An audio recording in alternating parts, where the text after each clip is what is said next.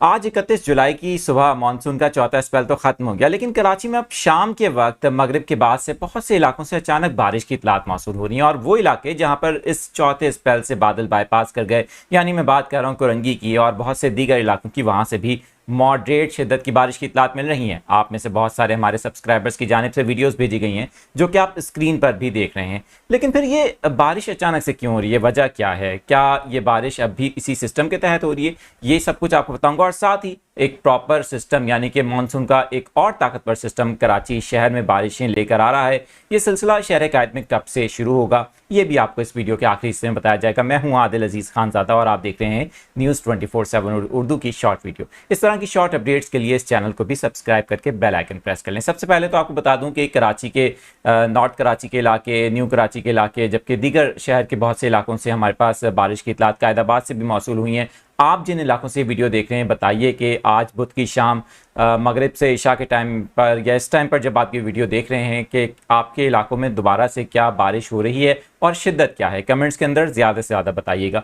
इसकी वजह यह है कि जो सिस्टम था ये समुंदर के अंदर गया था, इसकी बाकियात कुछ हद तक मौजूद हैं। उसके बायस जो मॉइस्चर है समुंदर के, यानी कि जो अरेबियन सी का मॉइस्चर और सी क्लाउड्स के साथ मिलाप होने की वजह से सी क्लाउड्स की शिद्दत कुछ हद तक ज़ायद है, जिससे कराची के बहुत से इलाकों में हमें मॉडरेट शिद्दत की बारिश भी देखने को मिल रही है। हो सकता है सिलसिला आज बुध और जुमेरात की दरमियानी शब और कल सुबह के वक्त में कुछ हद तक जारी रह सकता है, लेकिन ये कोई तेज़ बारिश नहीं, बस जिस तरह से पासिंग शावर होती है उस तरह से शहर के मुख्तलिफ इलाकों में इस तरह की एक्टिविटीज़ हमें देखने को कभी कभी मिल सकती हैं। शहर का मौसम खुशगवार है, सी क्लाउड्स के साथ सी ब्रीज भी चल रही है और इस मौसम को यकीनन आप इंजॉय कर रहे होंगे।